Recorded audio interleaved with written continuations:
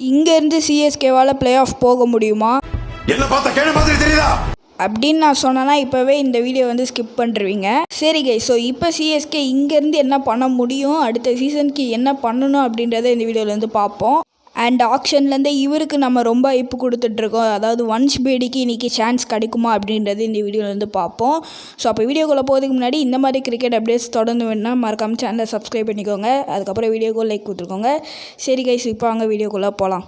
சரி guys, so இப்போ வந்து நம்ம வந்து வன்ஷ் பேடிக்கு சான்ஸ் கிடைக்குமா அப்படின்றத வந்து பார்ப்போம். ஸோ சொன்ன மாதிரி இவருக்கு ஆக்ஷன்லேருந்து செம்ம ஹைப் வந்து இருந்திருக்கு வன்ஷ் பேடிக்கு. ஸோ இவரால் என்ன பண்ண முடியும் அப்படின்றத நம்ம இதுக்கு முன்னாடியே பார்த்துருக்கோம். அண்ட் இதோட ஒரு பெஸ்ட்டு சான்ஸ் இருக்காதுன்னு நினைக்கிறேன். So Vansh Bedi CSK playing லெவலில் இருக்கிறதுல, பிகாஸ் நம்மளுக்கு இதோட டோர்னமெண்ட் வந்து முடிஞ்சிடுச்சு. ஸோ வன்ஷ் பேடி இப்போ நம்ம இறக்கி விட்டோன்னா கூட ஸோ அவரோட கேம் வந்து விளாட்றதுக்கான நிறைய வாய்ப்பு இருக்குது.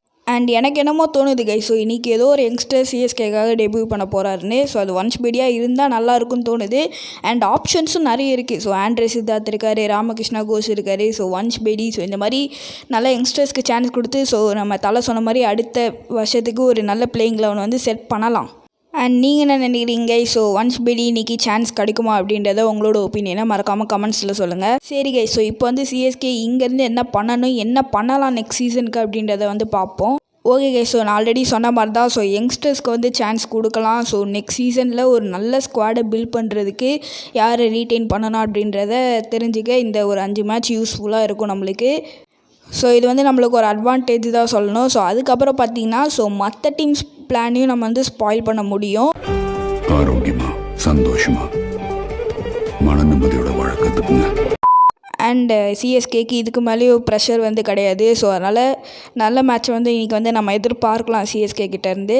ஓகே கைஸ், ஸோ இன்னும் மிச்சர் ஐபிஎல் என்ஜாய் பண்ணிவிட்டு ஸோ 2026 பற்றியே கான்சன்ட்ரேட் பண்ண ஆரம்பிப்போம்.